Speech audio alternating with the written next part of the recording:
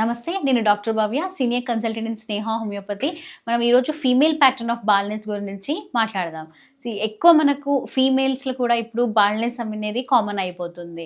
ఎక్కువ స్ట్రెస్ ఉండడం వల్ల ఫీమేల్స్లో ఉన్న హార్మోనల్ చేంజెస్ లైక్ మెనార్కీ, మళ్ళీ మనకు మిడిల్ ఏజ్, మెనోపాజ్, ఈ హార్మోనల్ చేంజెస్ వల్ల ఇటు వల్ల మనకు తొందరగా హెయిర్ ఫాల్ అనేది మళ్ళీ బేసికలీ బాల్నెస్ అనేది ఎక్కువ కనిపిస్తూ ఉంటుంది. ఫస్ట్ దీంట్లో మనకు థిన్నింగ్ ఆఫ్ హెయిర్స్ ఉంటుంది.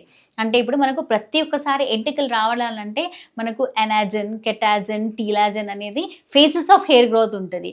ఈ హెయిర్ గ్రోత్ అనేది మనకి ఇట్లా కరెక్ట్గా ప్యాటర్న్లో వస్తేనే కరెక్ట్ ఉంటుంది. ఇక్కడ మనకు మెడిసిన్స్తో పాటు కొన్ని జాగ్రత్తలు అన్నీ తీసుకుంటే మనకు దీని నుంచి డిలే అనేది చేసుకోవచ్చు.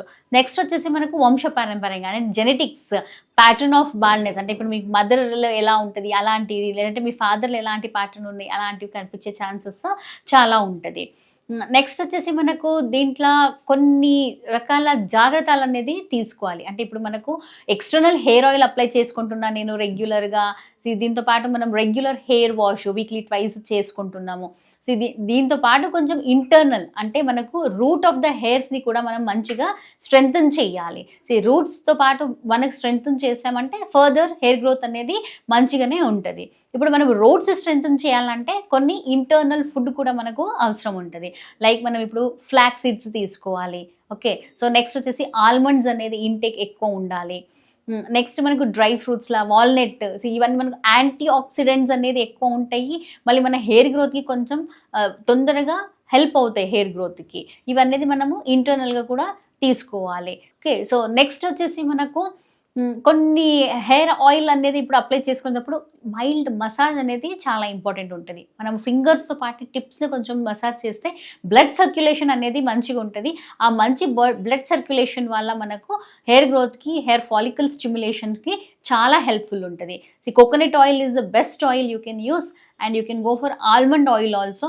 బట్ కోకోనట్ ఆయిల్ మనకు చాలా ఎక్కువ బెనిఫిట్స్ ఉంటాయి కాబట్టి usually we suggest and coconut oil for every one.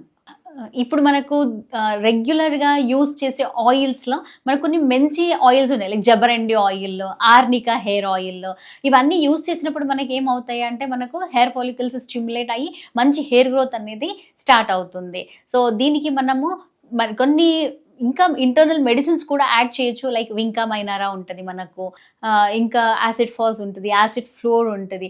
ఈ మెడిసిన్స్ అనేది మీరు డాక్టర్ పర్యవేక్షణలోనే తీసుకోవాలి. ఈ మెడిసిన్స్లో మనకు ఎలా ఉంటుంది అంటే స్టిమ్యులేషన్, ఇది కూడా మనకు హెయిర్ ఫాలికల్స్ స్టిమ్యులేట్ అయ్యి నెక్స్ట్ రూట్స్ అనేది మనకి ఏదైతే ఉంటుందో దాన్ని మనము మంచిగా చూసుకుని ఫర్దర్ హెయిర్ గ్రోత్కి హెల్ప్ అయ్యేటట్టు చూస్తాము. Thank you.